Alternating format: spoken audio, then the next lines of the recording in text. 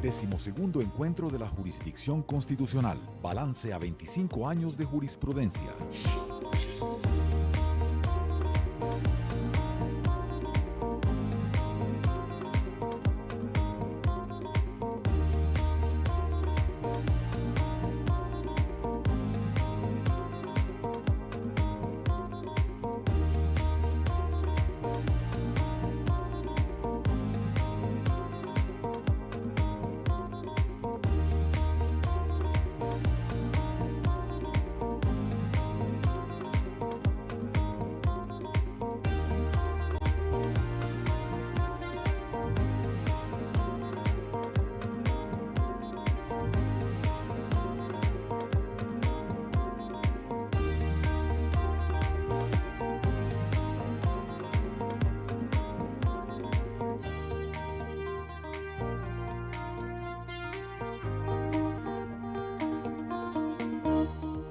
Conferencia especial.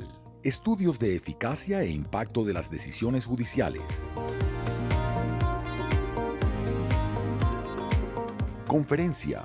Florentín Meléndez.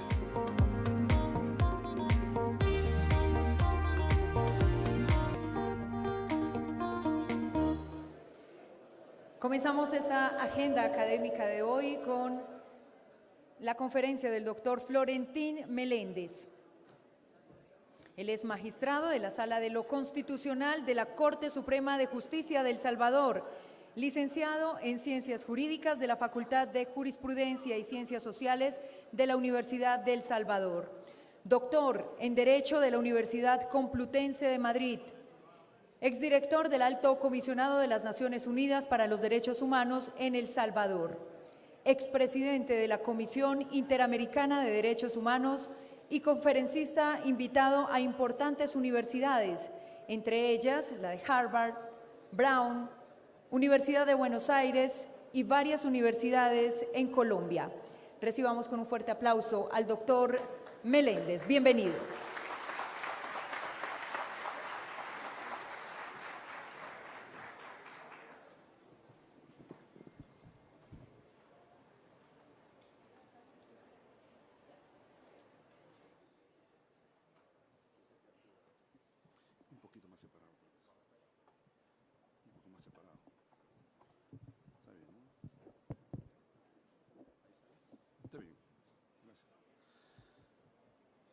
Muy buenos días.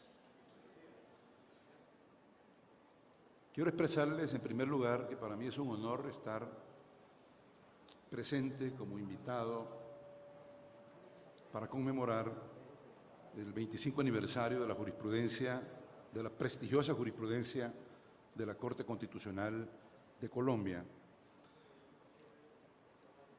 representando a la Sala Constitucional de El Salvador. Quiero expresar un respetuoso saludo a las autoridades del Gobierno, del Congreso, a las autoridades del Departamento de Nariño, a las autoridades judiciales, invitados especiales, letrados de la Corte Constitucional, abogados y abogadas, pero también a los estudiantes de la Universidad Mariana. Quiero también agradecer a mi buen amigo Luis Guillermo Guerrero, con quien tenemos una amistad con motivo inicial de las relaciones entre los tribunales constitucionales de América Latina. Le agradezco el honor de permitirme estar acá con ustedes en esta tremenda tarea, porque es una tremenda tarea la que me ha encomendado Luis Guillermo de iniciar este evento académico de alto nivel con la primera conferencia temática sobre la eficacia y el impacto de las decisiones judiciales y particularmente de las decisiones de la Corte Constitucional colombiana. También quiero agradecer a la doctora María Cristina Fug, que es la representante de la Fundación Konrad Adenauer y directora del programa Estado de Derecho para América Latina, porque ha propiciado también y está coauspiciando este evento y ha propiciado mi presencia en Colombia. Voy a desarrollar mi tema la eficacia e impacto de las decisiones de la Corte Constitucional en 5 puntos. El primero de ellos, voy a recordar el mandato de los tribunales constitucionales en general y, por supuesto, hacer mención a cómo ha ido variando evolutivamente el mandato de los tribunales constitucionales, no por disposición del legislador, sino teniendo como fuente la misma jurisprudencia del tribunal. En un segundo momento voy a hablar de los temas estructurales, de las áreas, las materias en las que la jurisprudencia constitucional incide y tiene impacto y logra eficacia al interior de nuestros países. En tercer lugar, voy a hablar de algunos casos de jurisprudencia constitucional comparada. Luego, se me ha solicitado también brevemente referirme a las críticas que usualmente reciben los tribunales por emitir sentencias incómodas al poder, al que controla por naturaleza, los problemas que enfrentamos los miembros de los tribunales constitucionales y los retos que se presentan, para, en un quinto lugar, abordar algunas conclusiones puntuales.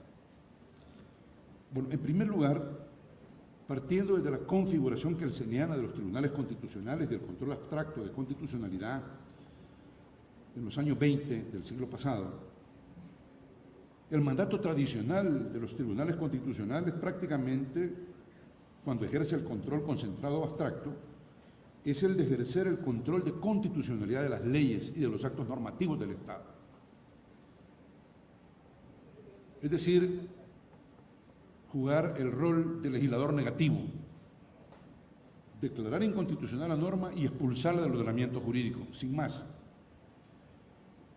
Pero también, por supuesto, ejercer la defensa de los derechos fundamentales, de las libertades democráticas. Se suma a este mandato ejercer el control constitucional del poder político, es decir, darle vida a las disposiciones constitucionales que limitan al poder político del Estado. Y en definitiva, el mandato tradicional se centra en la defensa objetiva de la Constitución y la prevalencia o supremacía de la Constitución en el ordenamiento jurídico. Pero a medida ha evolucionado la jurisprudencia, también ha ido cambiando el mandato y el rol de los tribunales constitucionales en las sociedades democráticas.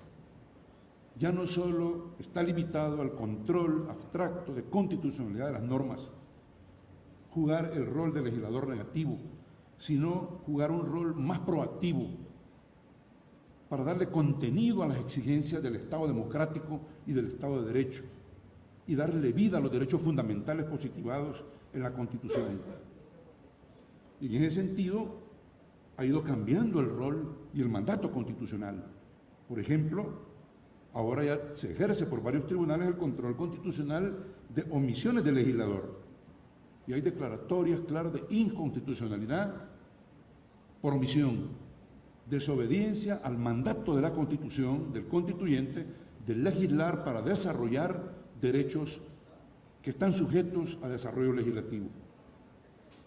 También se ve cómo en la jurisprudencia comparada este mandato se amplía con el control de actos no normativos, pero que son de trascendencia constitucional. Por ejemplo, los actos públicos subjetivos de la administración pública. Incluso con una visión más avanzada del rol de los tribunales constitucionales en una sociedad democrática, también los tribunales, y lo vamos a ver con algunos ejemplos de jurisprudencia comparada, están ejerciendo hoy en día control constitucional de políticas públicas y están ejerciendo control constitucional de la actividad económica y de la actividad financiera del Estado y están dictando, donde procede, sentencias estructurales con efectos para distintas instituciones relacionados con múltiples derechos colectivos. También este mandato constitucional se ha ampliado vía jurisprudencia cuando se ha ampliado o ensanchado la legitimación procesal activa y pasiva en los procesos constitucionales.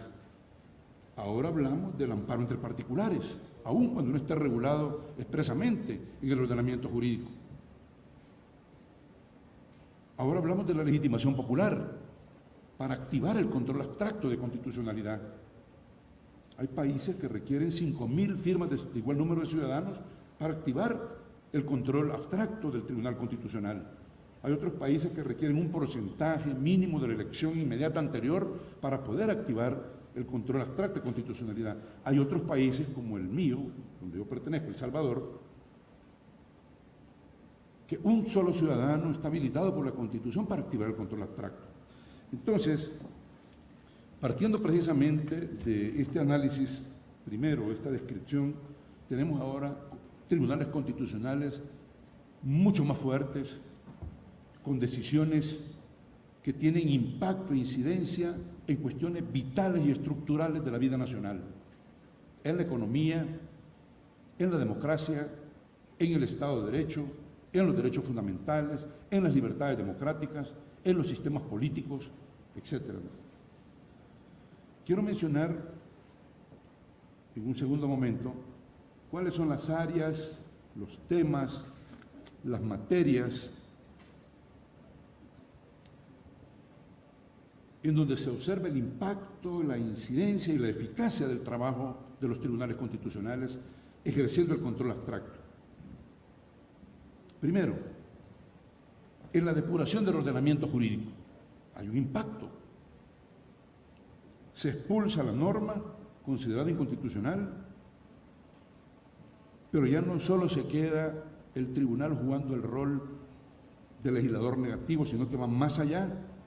Cuando procede y es útil para no generar problemas de inseguridad jurídica, decreta efectos diferidos o establece plazos para legislar o parámetros incluso para legislar. Y esto definitivamente genera tensiones con el poder político parlamentario, porque el primer señalamiento es la invasión del Tribunal Constitucional en áreas que no le son propias en el reparto de competencias que el constituyente hace de los órganos estatales. Y esto es precisamente la depuración del ordenamiento jurídico para compatibilizar y garantizar la conformidad de la legislación secundaria con la ley primaria. Un segundo ejemplo que se puede poner es el control constitucional de las omisiones. Y eso lo vemos en varios derechos, en libertades fundamentales, en derechos individuales, que el constituyente establece una cláusula de reserva de ley y está sujeta a desarrollo legislativo. Se reconoce el derecho, pero se va a ejercer bajo los parámetros y las condiciones que establezca el legislador. Pero no siempre el legislador responde a este mandato constitucional, no legisla.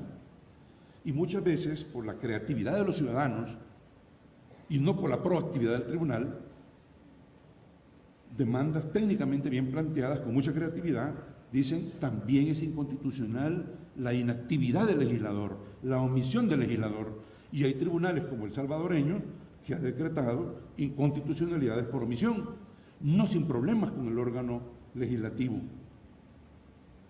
Y en este caso también se da la orden de legislar y hay tribunales que dan plazo para legislar y se establece una estrategia de seguimiento para legislar.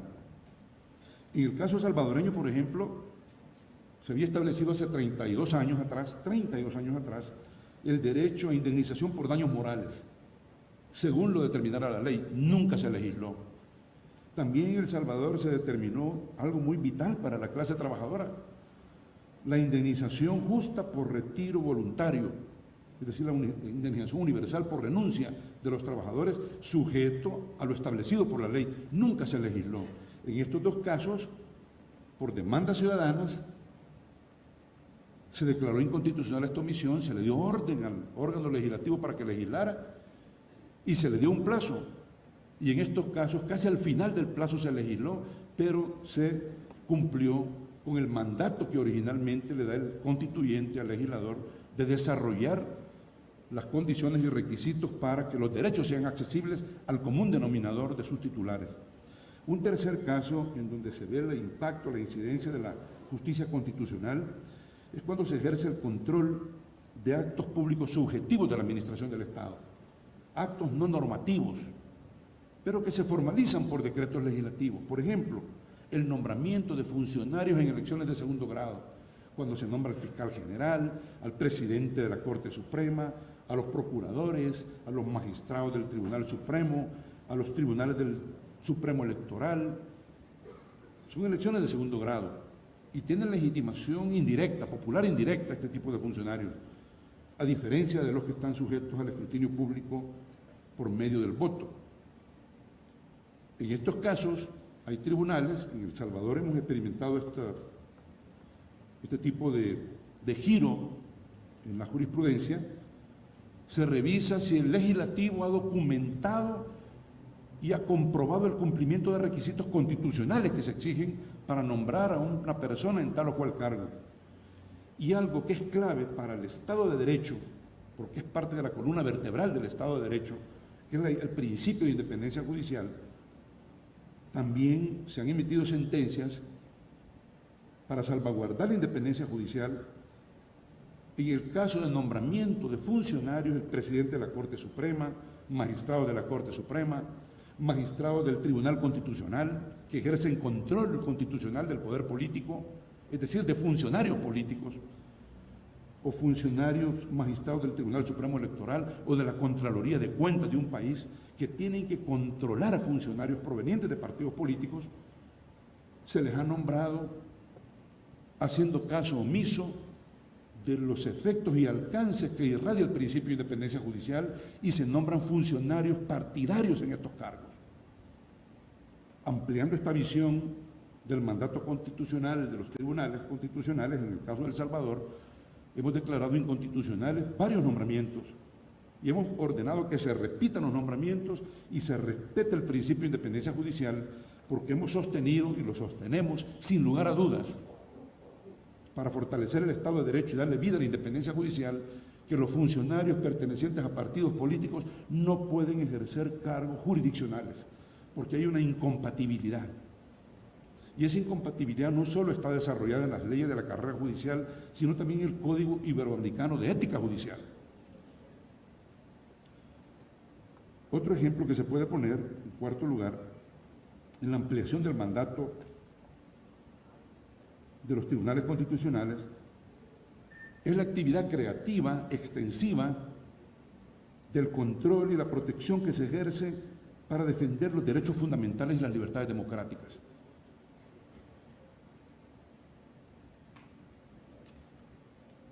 De los derechos civiles y políticos, de los derechos económicos, sociales y culturales, de los derechos individuales y colectivos, con la naturaleza de cada uno de ellos y las exigencias que presentan los derechos civiles y políticos frente a los derechos económicos, sociales y culturales. Y se puede citar al menos dos ejemplos del impacto determinante para una sociedad democrática, para sus instituciones democráticas en un país y para el Estado de Derecho. Por ejemplo, cuando los tribunales constitucionales examinan profundamente los alcances de las libertades democráticas en nuestros países y el rol de las libertades democráticas para garantizar la vida libre de los ciudadanos. Por ejemplo, potenciando la libertad de expresión y extrayendo de la libertad de expresión el derecho de acceso a la información de interés público en los países donde no está reconocido expresamente el derecho de información de la ciudadanía. Esto tiene mucho que ver con un tema que se habló ahora en la inauguración, que es un tema estructural y es un gran reto para nuestros países, para el desarrollo humano de nuestros países, para la democratización de nuestros países, para el progreso de nuestros pueblos, el combate a la corrupción, no solo al interior del Estado, sino también al interior de instituciones estratégicas como los partidos políticos. El derecho de acceso a la información, que ha sido potenciado por las sentencias constitucionales, va en esa línea de otorgarle herramientas a los entes investigadores de la corrupción y no solo del delito común, por la vía de potenciar y abrir el derecho de acceso a la información por medio de la jurisprudencia. Otro ejemplo que se puede poner también en este tema de las libertades y derechos es el fortalecimiento del debido proceso, que es consustancial con el Estado de Derecho, según la Corte Interamericana de Derechos Humanos, potenciando y dándole vida a los principios fundamentales del debido proceso y sobre todo a uno de los dos sujetos del debido proceso que ha tenido un tratamiento marginal en la Constitución comparada en América Latina, que son los derechos de las víctimas. Basta revisar las constituciones latinoamericanas y se van a encontrar ustedes que excepcionalmente aparecen las víctimas como sujetos del debido proceso con rango constitucional. Las víctimas han quedado relegadas a la legislación secundaria, con los riesgos que eso representa de las reformas inmediatas de la legislación secundaria y no de la permanencia y estabilidad en la norma constitucional. También en materia de derechos, y tomando en cuenta la creatividad y la visión o interpretación extensiva de las normas constitucionales y de los principios constitucionales, hay tribunales, en El Salvador hemos experimentado estos temas, de reconocer vía jurisprudencia los derechos implícitos, es decir, los derechos donde las cláusulas no enunciadas, que están reconocidas como principio interpretativo en el derecho internacional, en el Pacto de Derechos Civiles y Políticos o en la Convención Americana. Ha sido desarrollado por la jurisprudencia constitucional. Un ejemplo es el derecho a acceso a la información, derecho implícito de la libertad de expresión. Otro derecho implícito es el derecho a la autodeterminación informativa. Otro derecho implícito es el derecho al agua. Cuando vivimos en un mundo con serios problemas ambientales vinculados con el agua. Y otro derecho que tiene que ver con los procesos de paz de Colombia, de El Salvador, otro derecho implícito es el derecho a la verdad, el derecho que la familia, que la víctima, que la sociedad o que la comunidad internacional, dependiendo de la gravedad y trascendencia del delito, tienen para conocer todas las circunstancias en que sucede un hecho que atropella derechos inderogables, normas del jus cogens internacional, derecho imperativo internacional, derechos fundamentales. Derecho a la verdad. Esto ha sido desarrollado por la jurisprudencia de la Corte Interamericana de Derechos Humanos. También nosotros lo hemos desarrollado en El Salvador, en amparos, donde hemos conocido masacres sucedidas en la guerra, y más recientemente, cuando anulamos la ley de amnistía de los hechos sucedidos en la guerra, ley a la cual me voy a referir un poco más adelante. Un quinto escenario o tema donde se puede medir el impacto también de la jurisprudencia constitucional es cuando los tribunales, a través de su jurisprudencia, fortalecen los derechos políticos, que no es cualquier tipo de derechos, los derechos de participación política, los procesos de toma de decisiones fundamentales de los ciudadanos para cuestiones vitales del país, cuando se fortalecen los sistemas electorales, la independencia del Tribunal Electoral, por ejemplo, cuando se fortalece el sistema de partidos políticos, cuando se estructuran vía legislativa, que es lo ideal, o vía jurisprudencia constitucional, que es supletoria a la ausencia de legislación, cuando se establecen todos los mecanismos para alejar cualquier riesgo de corrupción en los partidos políticos.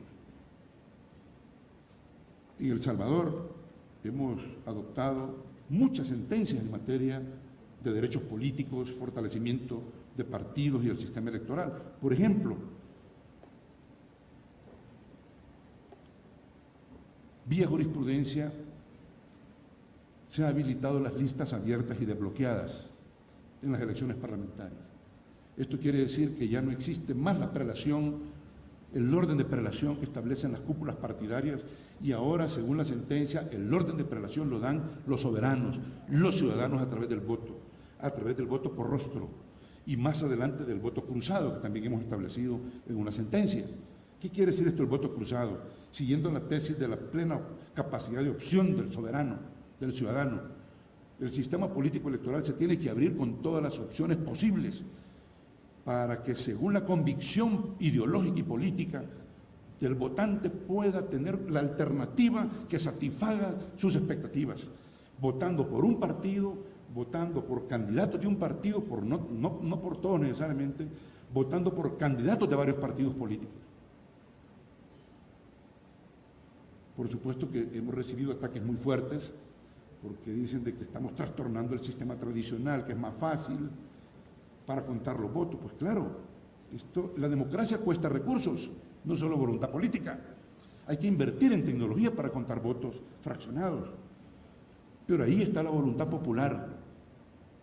Y con este tipo de sentencias, en última instancia, lo que se potencia es la democracia política y la soberanía popular.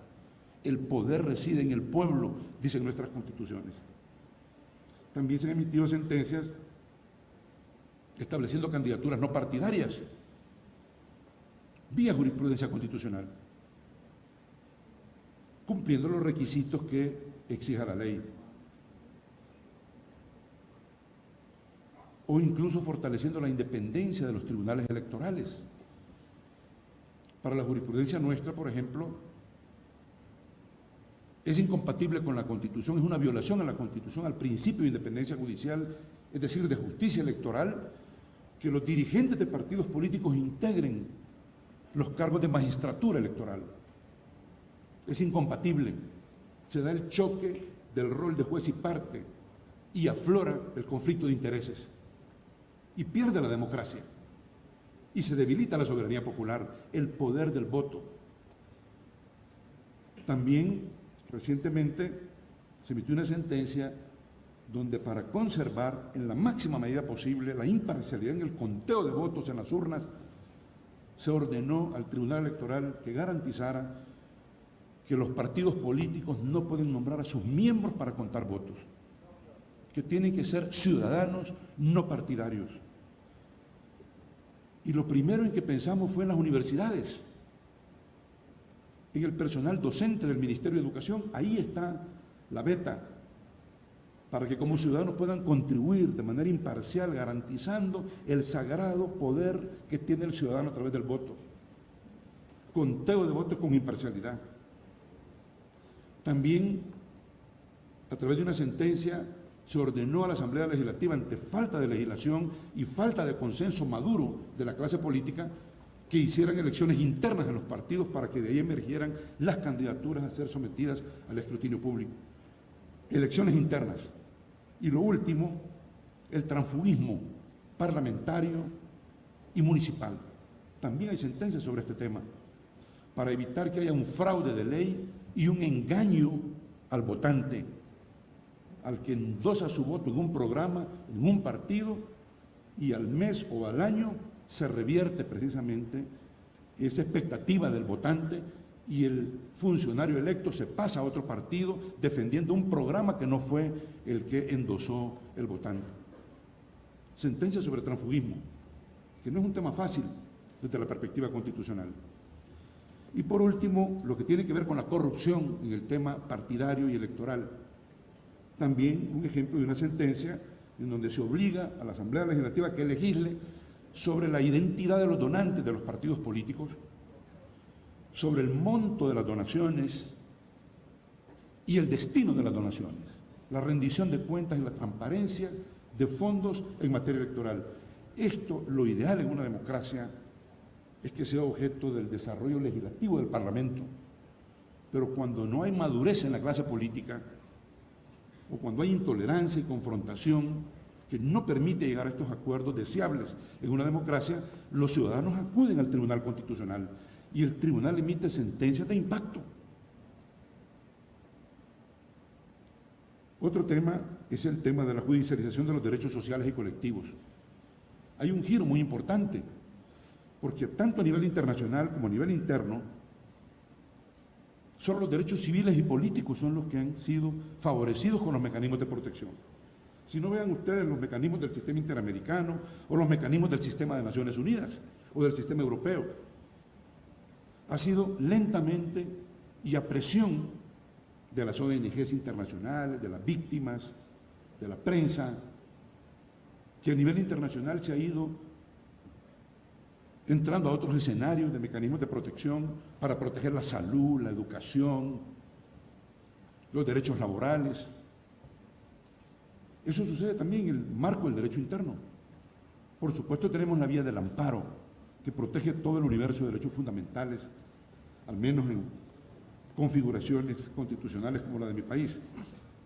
Pero ahora los tribunales constitucionales han entrado y han dado un giro en fortalecer la judicialización de los derechos sociales y de los derechos colectivos. Por ejemplo, la salud, la educación, la vivienda, la protección de los derechos de los consumidores, la protección del medio ambiente, con lo que esto implica hoy en día para el mundo, para la humanidad entera. Consecuentemente, con esta actividad jurisdiccional, judicialización de derechos sociales, los tribunales constitucionales también han dado un giro cualitativo y han introducido un valor agregado en la jurisprudencia comparada, cuando han judicializado políticas públicas sociales, han ejercido el control constitucional de políticas públicas, no de actos meramente normativos como tradicionalmente comenzó y emergió el control abstracto de constitucionalidad. Y esto se ve en materias como igual, salud, educación, vivienda, inclusión social y no discriminación. Aquí hay cuestiones de género de por medio, aquí hay cuestiones para proteger los pueblos indígenas, los migrantes, las personas con discapacidad, temas de seguridad social y pensiones, política de pensiones, política que se implementa para proteger desplazados internos, por ejemplo, en conflictos armados como el de Colombia o de El Salvador, en materia de hacinamiento carcelario y de asistencia sanitaria en condiciones de hacinamiento carcelario. Cuando los tribunales constitucionales se han atrevido, como la Corte Constitucional de Colombia, que ha sido un referente muy importante como jurisprudencia comparada, y qué bueno que estén celebrando los 25 años de esta rica jurisprudencia que ha impactado no solo en su país. En El Salvador apreciamos muchísimo la jurisprudencia colombiana y ahora con alguna frecuencia establecemos diálogo con la Corte Constitucional colombiana en algunos temas que me voy a referir a continuación. Pero entonces, cuando se ejerce con valentía, con claridad, con compromiso y con prudencia, por supuesto, el control constitucional de políticas públicas se hace generalmente a través de sentencias estructurales. Las sentencias estructurales, a diferencia de las tradicionales, que impactan en los intereses de las partes, las estructurales protegen grupos de personas, grandes colectividades, involucran derechos colectivos, no solo individuales, involucran mandatos de distintas instituciones estatales y hacen referencia a fallas sistémicas en las políticas públicas y especialmente en el presupuesto del Estado, porque los derechos sociales, a diferencia de los civiles y políticos, para tener vida y ser accesibles, generalmente requieren recursos financieros, requieren de un presupuesto racional que vaya en coherencia no solo con los tradicionales principios de equilibrio, universalidad, unidad, sino que sea coherente con los valores superiores de la Constitución. Los presupuestos tienen que darle vida a los valores superiores, al bienestar general, a la salud pública, a la educación.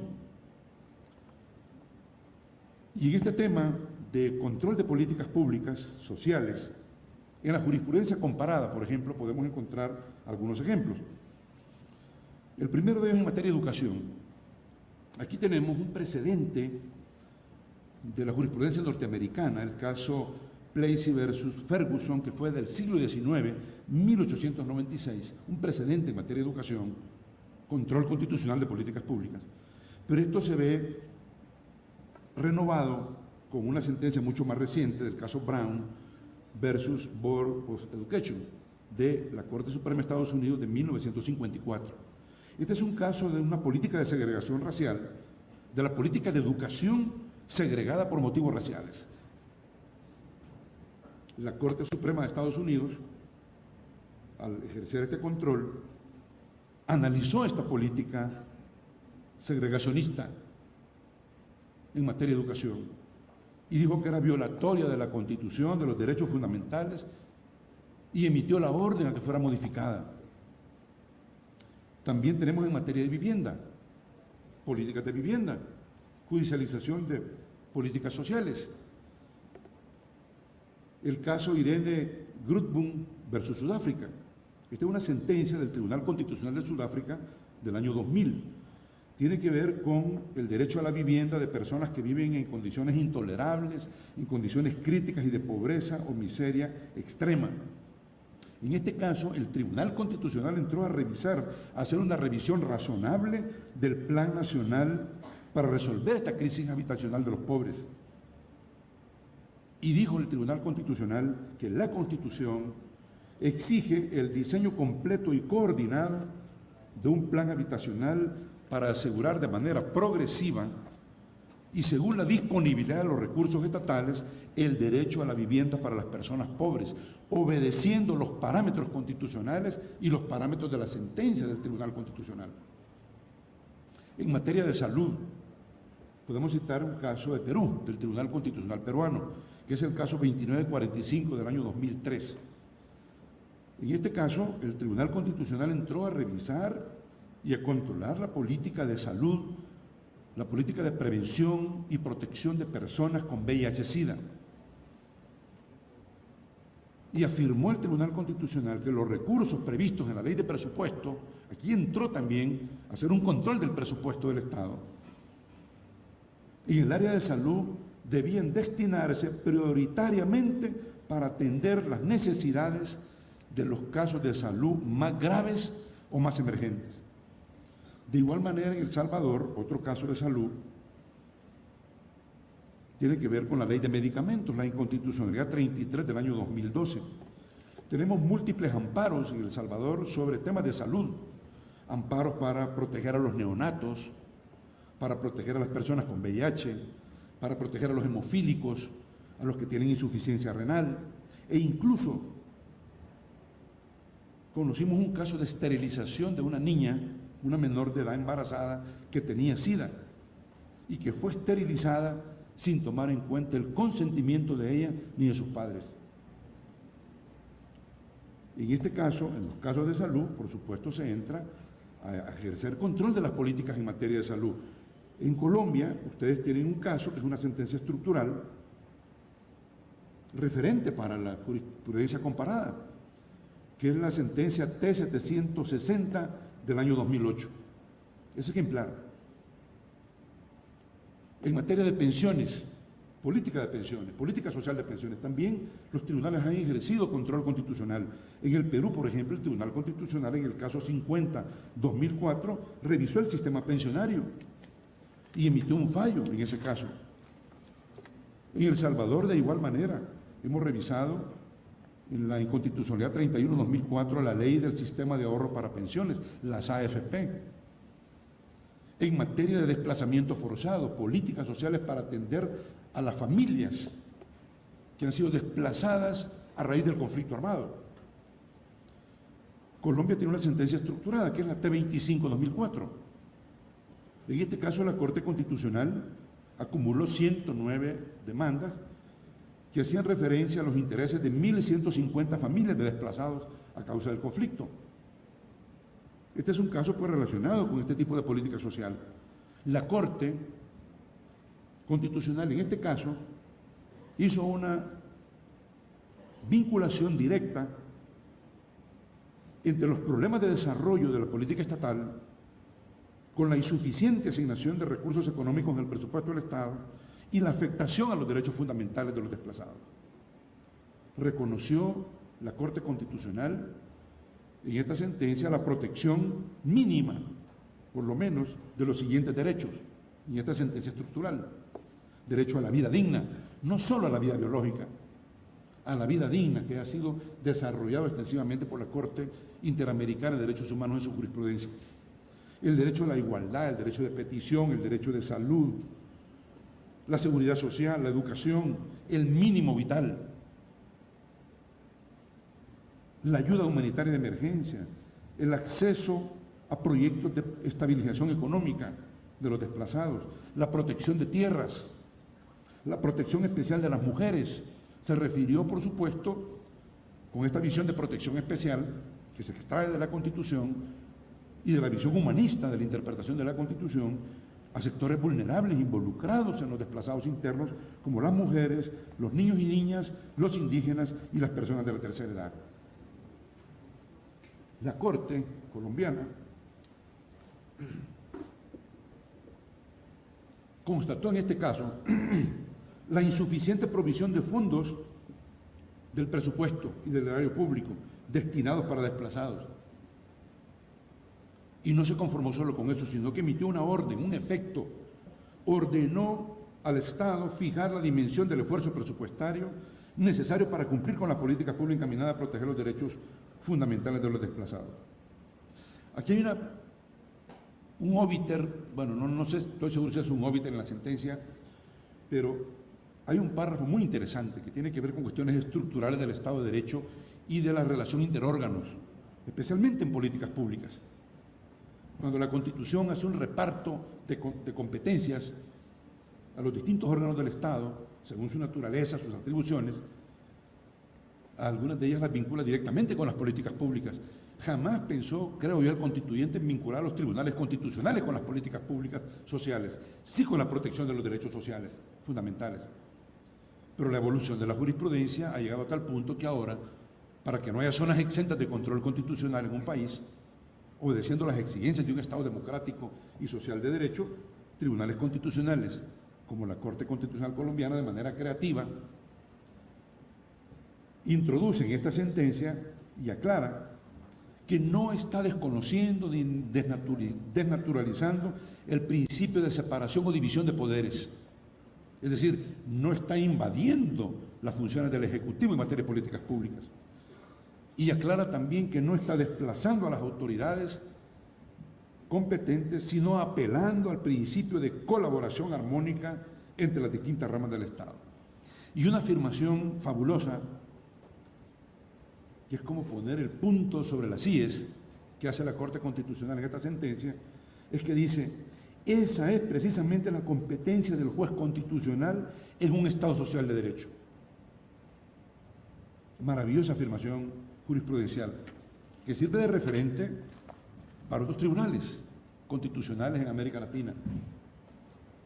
Un rol que va más allá del horizonte formalmente trazado por el constituyente.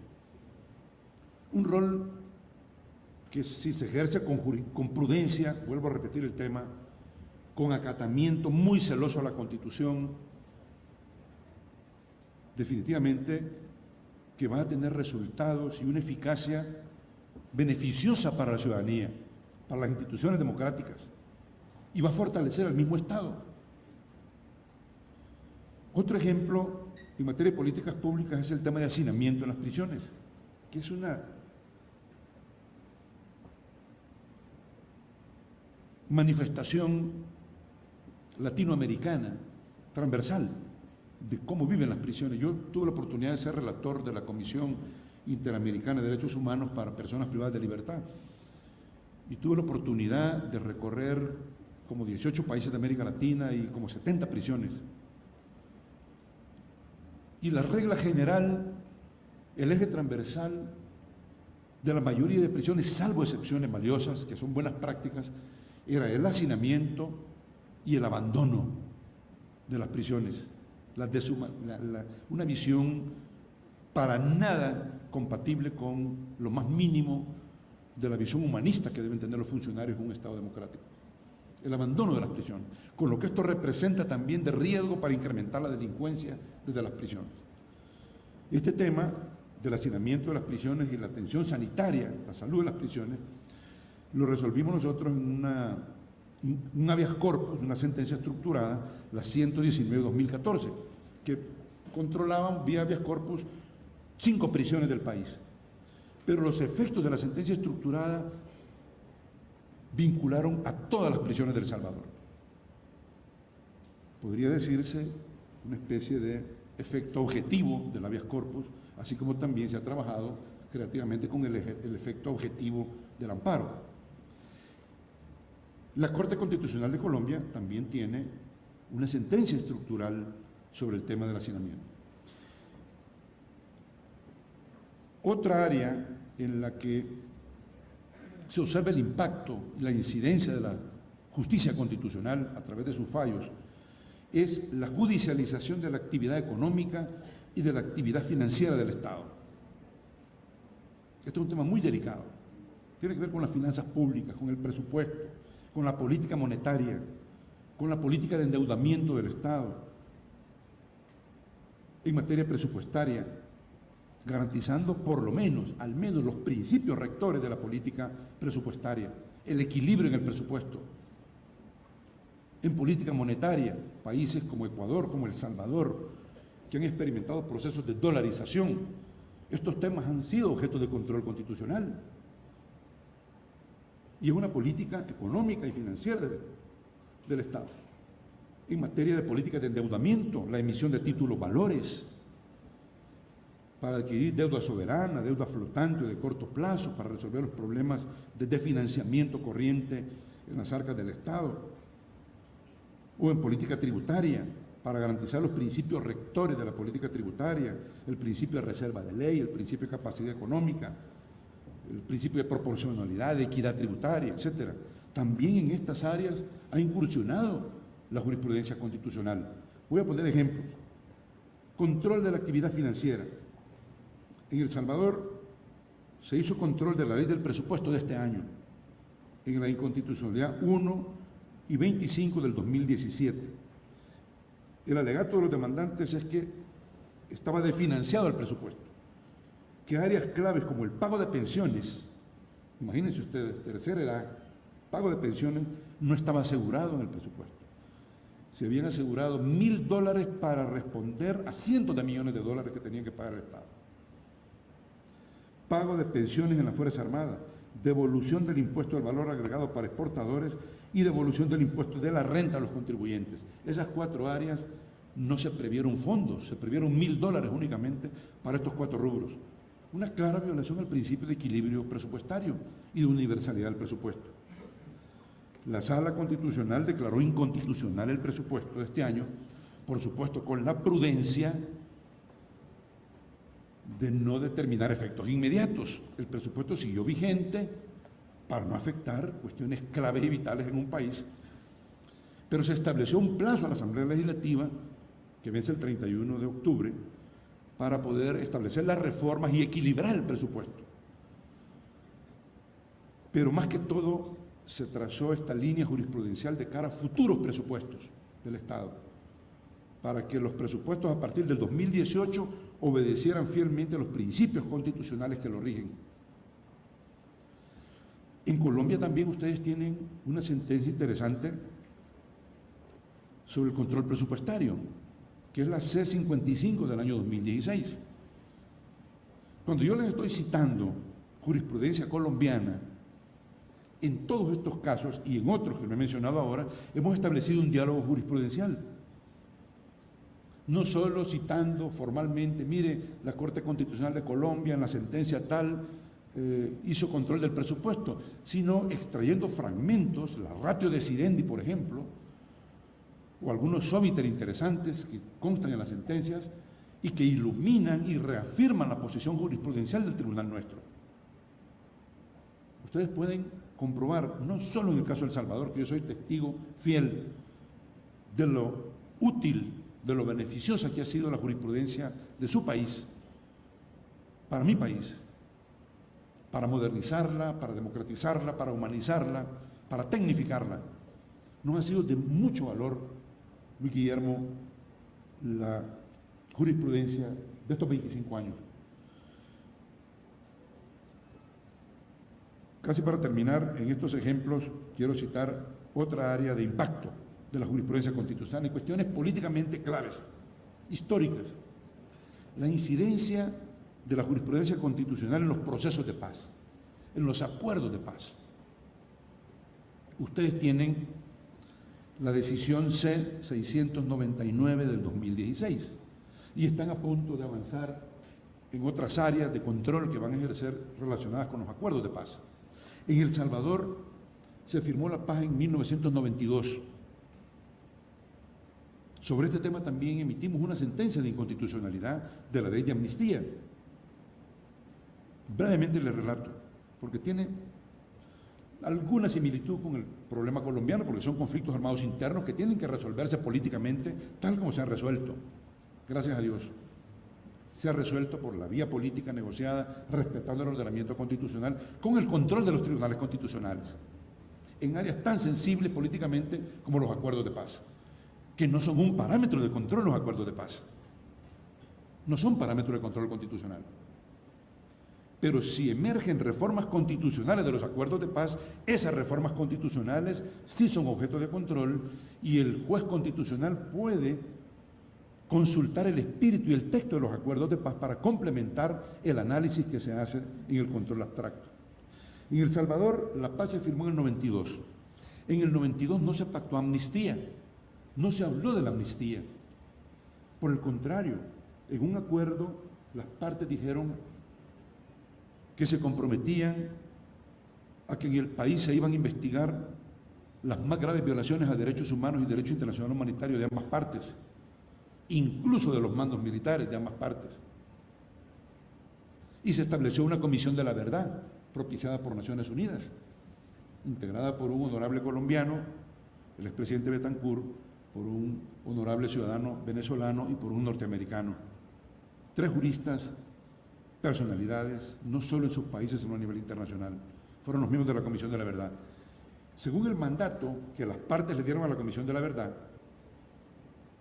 investigar lo más grave que sucedió en la guerra y recomendar la sanción, la investigación y sanción ejemplarizante de cara al futuro de los crímenes más graves cometidos por ambas partes. Cuando se firmó la paz, ambas partes, la guerrilla y el gobierno, se comprometieron a cumplir fielmente las recomendaciones de la Comisión de la Verdad.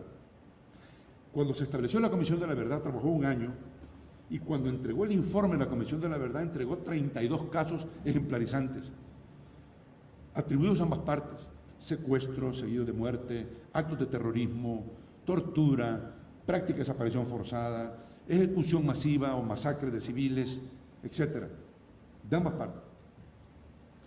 A los 5 días de haberse conocido el informe de la Comisión de la Verdad, hubo un pacto político oscuro. Disculpen que utilice este término fuerte, pero sí fue oscuro, porque a espaldas de la población y en contra de lo que se pactó en los acuerdos de paz, aprobaron una ley de amnistía amplia, absoluta, irrestricta e incondicional. Perdonaron todo, responsabilidad penal y responsabilidad civil, en un acuerdo de medianoche en el Parlamento. 25 años después, se presentó una demanda en la sala con la integración actual contra esa ley de amnistía, que ya había sido avalada por otra sala anterior como constitucional. La nueva demanda que se presentó en el año 2013 estaba basada fundamentalmente en la interconexión muy inteligente y creativa que hicieron los demandantes entre la Constitución como parámetro de control, los tratados internacionales de derechos humanos y la jurisprudencia de la Corte Interamericana, particularmente en un caso salvadoreño que es la masacre del Mozote, en donde la Corte Interamericana se pronunció sobre las autoamnistías, así como lo hizo en el caso Barrios Altos contra Perú, como precedente del control internacional de estos temas. La Sala Constitucional ejerció un control abstracto de esta ley y declaró inconstitucional la parte medular de la ley y por conexión el resto, porque ya no era útil que el resto, que no había sido parte de la demanda, siguiera vigente. Iba a generar además confusión jurídica.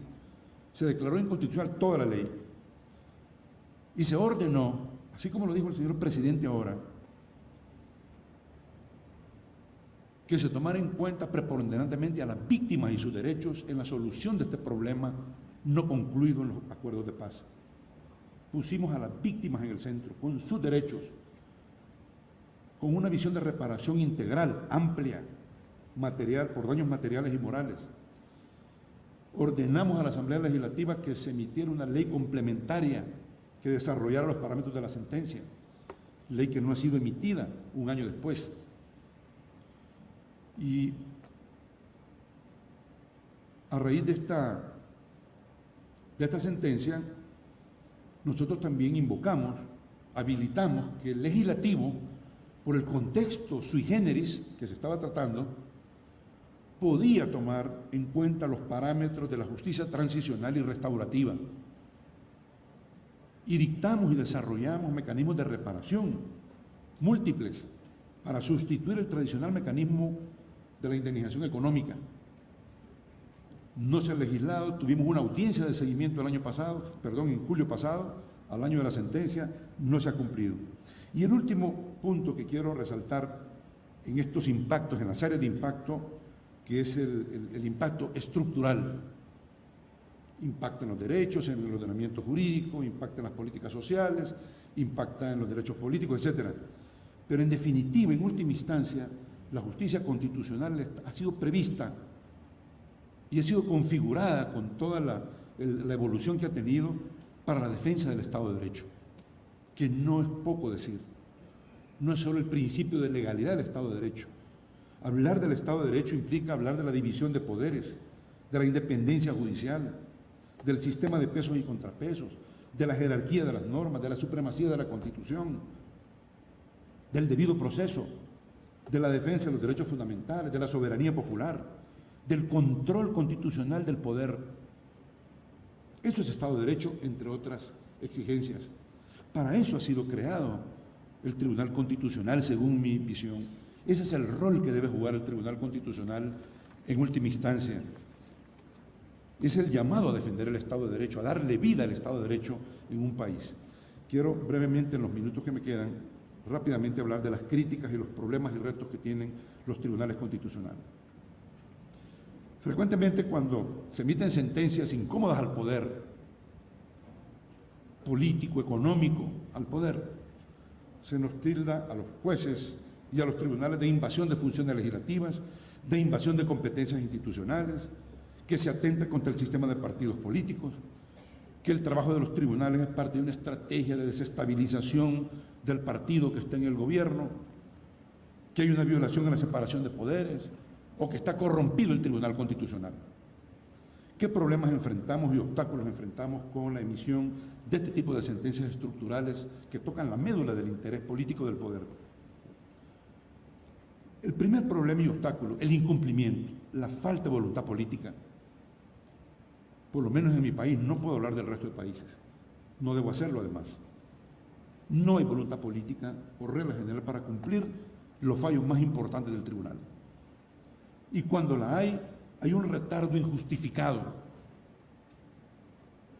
Y el otro tema que es clave, que es parte de los retos que tenemos, y es un obstáculo, es que carecemos en nuestros países de mecanismos de cumplimiento y de seguimiento de las sentencias.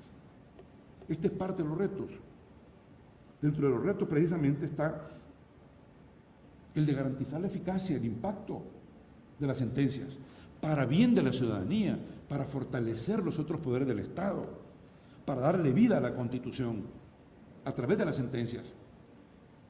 Garantizar el impacto, la incidencia, el cumplimiento, pero para ello necesitamos crear estrategias efectivas de seguimiento, exigir rendición de cuentas a las autoridades demandadas, no solo mediante informes escritos, como es lo tradicional, sino de manera más creativa, por ejemplo, con audiencias públicas de seguimiento.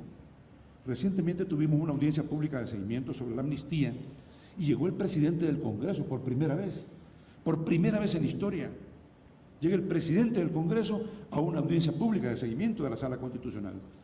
Por primera vez llega el fiscal general de la República a rendir cuentas. Se citó al presidente de la República, incluso por el tribunal, y mandó a sus abogados. Puede hacerlo, tiene derecho, para rendición de cuentas. Audiencias públicas. ¿Y por qué audiencias públicas? Porque la publicidad, según mi apreciación personal, esto yo lo aprendí de un profesor de Derecho Internacional, de Derechos Humanos, en la Complutense. La publicidad en materia de protección de derechos humanos, cuando no hay mecanismos de coercibilidad para el cumplimiento de las sentencias, es la herramienta más valiosa. Publicar un acto de desobediencia no le conviene a la clase política, con el respeto que se merece a la clase política y con el rol importante que la clase política juega o debe jugar en nuestras democracias. La publicidad de las sentencias, de los efectos, pero también la publicidad para la academia, para el resto de jueces, porque las sentencias constitucionales son vinculantes también para los jueces ordinarios, pero para la ciudadanía en general y la prensa es clave la publicidad de las sentencias de los tribunales constitucionales. Otro reto, el desarrollo de la jurisprudencia. Tenemos el reto de desarrollar más la jurisprudencia. Y el tercer reto, que es estructural, es la condición sine qua non, es el requisito clave para el éxito de cualquier tribunal constitucional, su independencia. Fuera riesgo de politizar la justicia constitucional, sobre todo la justicia constitucional. Eso es un grave riesgo para un país. Un país que cuenta con jueces independientes tiene futuro, sobre todo si la fortaleza de la independencia de manera ejemplar se denota en la jurisprudencia de los tribunales constitucionales. Quiero concluir mi conferencia destacando unos puntos. El primero de ellos: la jurisprudencia constitucional, como lo he dicho, comparada, ha modificado su visión tradicional del ejercicio del control abstracto o concentrado de constitucionalidad. Ha evolucionado la jurisprudencia constitucional de manera creativa, proactiva, y ha dado lugar a control constitucional que va más allá de la visión tradicional que se tenía, llegando a los casos, como les mencionaba, control de políticas públicas, control del presupuesto, etc. Es decir, pues que los tribunales constitucionales hoy en día juegan un rol determinante en una sociedad democrática, ya que son los garantes de que no existan zonas exentas de control constitucional y que impere sobre todo la supremacía, la fuerza normativa de la Constitución. Es decir, los tribunales constitucionales son los llamados en última instancia a ser los garantes del imperio del derecho en un país. Son pues en última instancia la máxima garantía de protección de los derechos fundamentales de los ciudadanos, de las personas y del Estado de Derecho. Quiero pues, para concluir, destacar la importancia de la utilidad, de la eficacia, del beneficio de la jurisprudencia constitucional de la Corte colombiana en sus 25 años, no solo para defender los derechos del pueblo colombiano, no solo para fortalecer las instituciones democráticas de Colombia, ni el Estado de Derecho en Colombia. La jurisprudencia constitucional, de la cual ustedes deben de sentirse orgullosos, ha sido un referente jurisprudencial clave, importante en la jurisprudencia constitucional comparada. Yo por ello les felicito mucho por este 25 aniversario y me atrevería a decir con propiedad, con convicción, que la jurisprudencia que se ha construido, no sin sacrificio en este país en materia constitucional, es un patrimonio del pueblo colombiano. Muchas gracias.